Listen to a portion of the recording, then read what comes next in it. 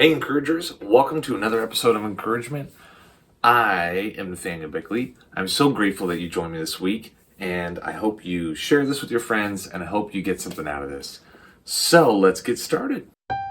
This week, I don't normally like to watch the news, and I'm trying not to make this an episode about what not to do. But as all of you have heard, there's a tragic incident of a plane colliding with a helicopter, an Army helicopter, and roughly 67 people have lost their lives. And there's lots of details coming out and stuff. But I just think about sometimes we're just going to get to this clip here, and maybe you'll have the same reaction I had. So let's take a look at it. On your executive order, you've already issued an executive order. You say will restore aviation safety. Right. This crash happened after that.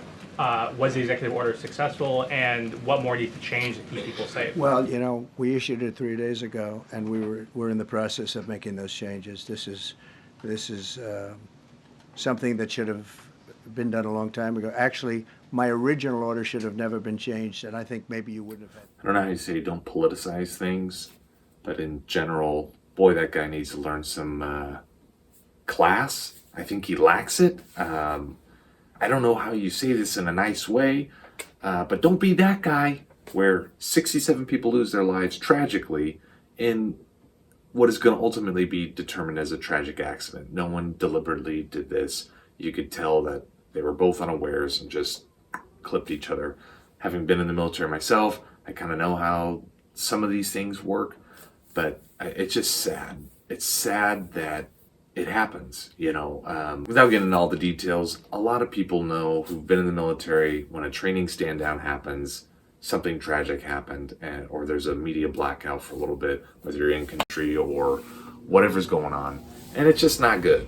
So this is one of those situations, and instead of approaching it like, hey, what are we going to do to fix these potential problems that we see here, some people are just like, hey, by the way, you've been in office and you put in these orders 3 days ago. Did they work? Was that a good one, guys? Was I good? Do I get a little clap? Dude, no, that was a wrong time. And that wasn't a I got you moment. You got yourself, man. That was dumb. That's my professional opinion. So this week, in encouragement, don't be dumb.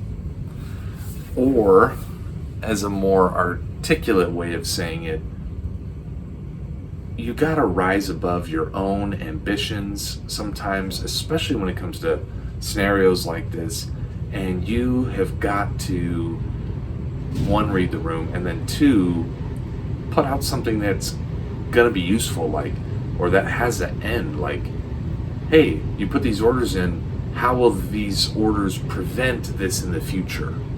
Or do we need to add to those orders? Those are great questions. And I ain't a genius, but I can figure that out. And that's a more helpful way to do things. So instead of bringing problems to our supervisors and to just people like that, one of the best things we could do is just say, hey, what can we do here in the future? Or what are you doing that's going to change this? That's helpful, because there's going to actually be measured changes, measured successes from this, I hope. We all should hope that. So I just want to discourage you this week from being anyways, don't be that guy. All right? I hope that encouraged you this week. Go out, share with your friends, and work hard at being better than that guy. And that's a very low bar. So I know you can do it. See you guys next week.